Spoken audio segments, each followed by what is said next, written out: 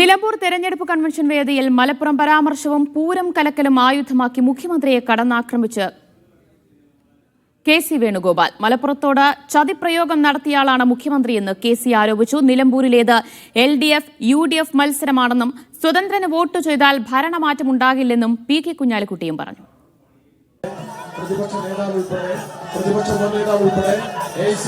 UDFന്റെ തെരഞ്ഞെടുപ്പ് agenda set ചെയ്യുന്ന രീതിയിലായിരുന്നു കൺവെൻഷനിലെ നേതാക്കളുടെ വാക്കുകൾ.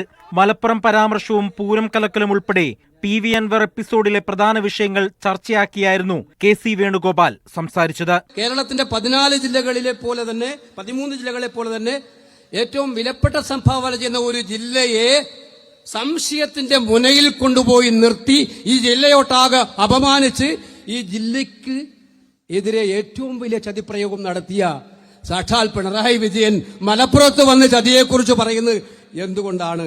ദേശീയപാത ഉൾപ്പെടെ സർക്കാരിന്റെ അവകാശവാദങ്ങളെ ചോദ്യം ചെയ്യുകയായിരുന്നു പ്രതിപക്ഷ നേതാവ് VD സതീശൻ. കേന്ദ്ര സർക്കാരിന്റെ പദ്ധതിയിൽ പെടുത്തി പണിയുന്ന നാഷണൽ ഹൈവേ എന്തൊരു റീലിന്റെ ബഹളമായിരുന്നു!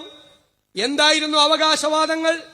ഈ സർക്കാരിന്റെ പൊള്ളയായ അവകാശവാദങ്ങളുടെ ചീട്ടുകൊട്ടാരം പോലെ ഈ ഹൈവേ നിലംപതിച്ചു. PV അൻവറിന്റെ സ്ഥാനാർത്ഥിത്വത്തെ അവഗണിക്കുന്നതിനുള്ള വാദം നൽകുകയായിരുന്നു പി.കെ. കുഞ്ഞാലിക്കുട്ടി.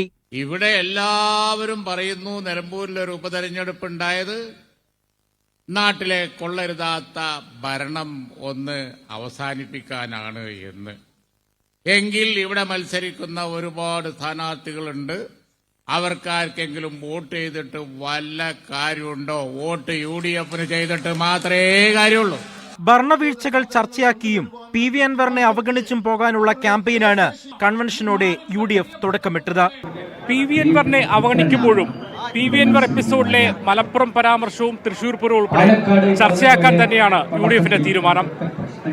കണ്ണൻ തിരുമലയ്ക്കൊപ്പം മുഹമ്മദ് അസ്ലം, മീഡിയ 1, നിലമ്പൂർ.